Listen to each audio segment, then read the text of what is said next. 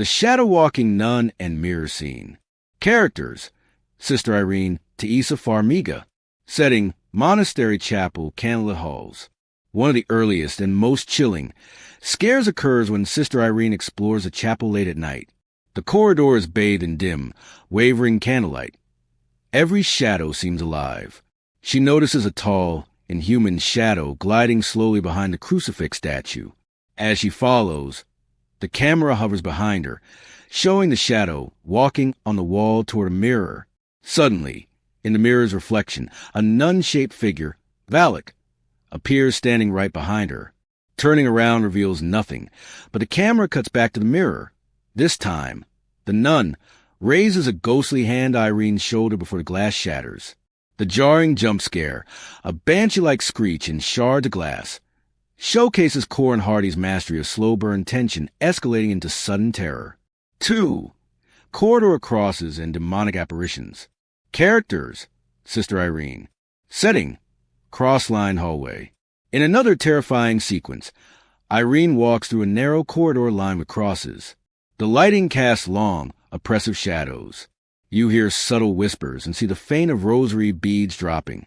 As she approaches a doorway with "God ends here" carved above, the lights sporadically flicker.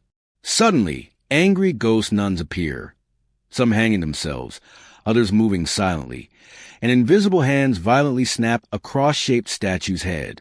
The scene culminates when invisible Valak pushes Irene into the door, spraying her with dirt and blood, and carving a pentagram into her back. The psychological layering, faith versus fear, body violation, and religious iconography, makes this corridor sequence iconic in its visceral horror. RegMovies.com. 3. Cemetery/coffin burial scene. Characters: Father Burke, Damien Beecher. Sister Irene. Setting: Foggy Abbey Cemetery, nighttime. One of the film's most intense claustrophobic moments follows Father Burke. He hears the sound of a child in the tomb yard, descending into a shallow grave. He finds a coffin, climbs in, and closes the lid behind him. Inside, it's pitch black. He struggles, realizes he's buried alive. Frantic, he screams. He rings a bell to alert Irene, but supernatural forces ring all bells in the graveyard, so she can't locate him. In the darkness, cold soil falls onto him. He panics, senses movement, and hands burst to the coffin's bottom, grabbing him. This sequence is heavy on fear of entrapment and mortality. ScreenRant.com. For possession and false nun revelation. Characters: Sister Victoria, Sister Irene, Father Burke. Setting: novice living quarters. This scene begins as Irene and Burke encounter Sister Victoria, who appears surprisingly calm.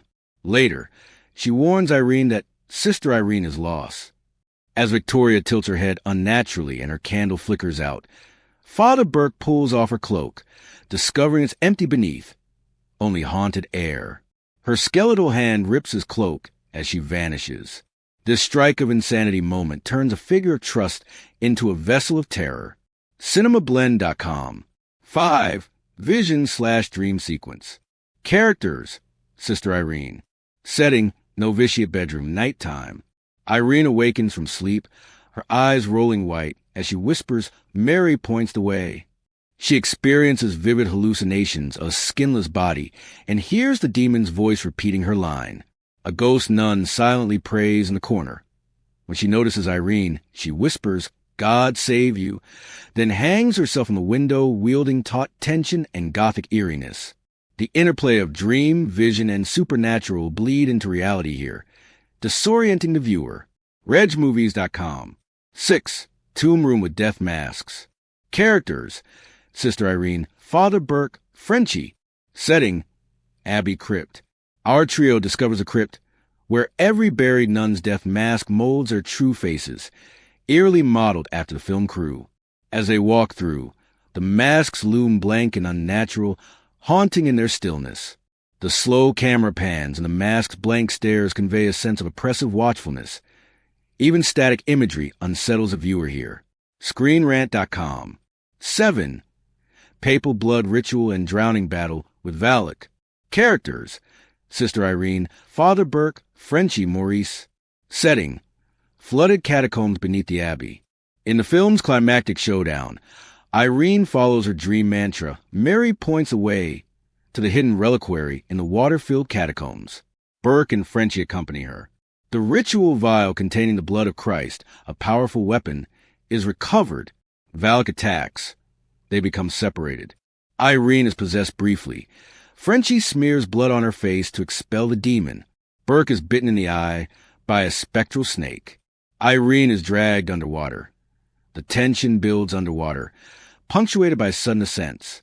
In a bold act, Irene spits the holy blood into Valak's face as it lunges at her, forcing the demon to shriek and dissolve as the reliquary breaks and seals the rift. The scene is a crescendo of religious fervor, supernatural horror, and intense visuals. 8. Frenchie's possession and Conjuring universe tie-in. Characters: Frenchie/Maurice, Irene, Burke. Setting: Abbey exit and subsequent flash-forward. After Irene is revived, the trio emerges.